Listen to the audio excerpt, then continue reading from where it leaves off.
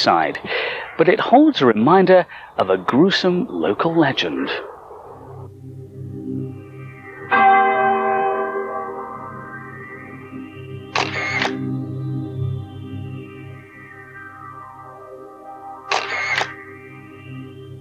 A gravestone is the last thing you'd expect to find in a pub, but the particular gravestone in this inn has provided the focus for an annual ghost hunt that's been going on for 50 years and still goes on today. On March 17th every year, we always get a few people come in to see if they can see the ghost of Juliet, because as the legend goes, that is the time when she'll come out at midnight. I was here March 17th this year, and we had a few people in, so some claimed to be psychics, and there were other people as well who were just interested. Barry Oates can remember attending the annual ritual as far back as 50 years ago.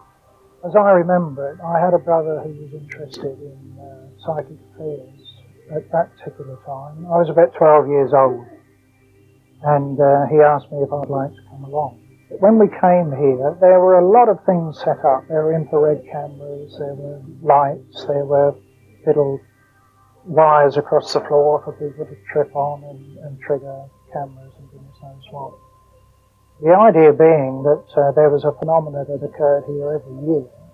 We had to wait until midnight in those days, and nothing happened till midnight, so everybody was kicked out of the pub, and we just sat around and waited until things happened.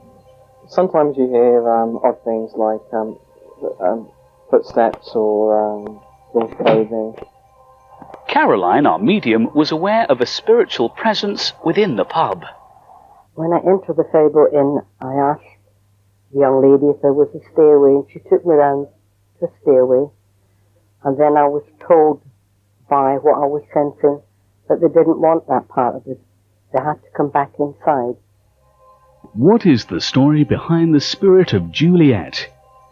There's a girl who lived in Hollywell called Juliet, and she used to go to the woods and pick flowers. She was in the woods one day and she saw a woodcutter, and while she was picking her flowers, she fell in love with him straight away.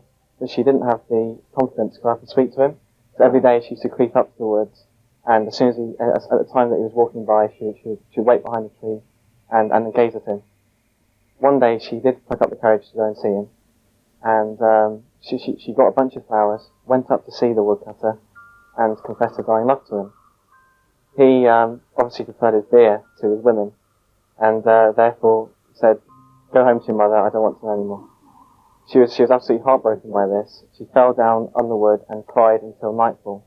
And at nightfall she decided she couldn't live without the woodcutter. So she walked back to Holywell and found a tree by the river and got a bit of rope and hanged herself in the tree. The locals found her the next morning, and because suicide was a crime in that time, they buried her near where she hanged herself. With regard to the ghost of Juliet, I only knew what I was told when I was 12 years old, that there was a ghost supposed to appear here. And there was a slab in the floor which supposed to move at that one specific night of the year. The reason they put the gravestone here is because they wanted to show to the rest of the community what would happen if you committed suicide, as it was a crime at that time. The slab in the ground, it may not for some people and it may not for others, but there's been, from my sensitivity, there's too many other people's imprints being put on the slab for me to pick up anything. Why shouldn't the entity stay here if this is its home? We are the intruders.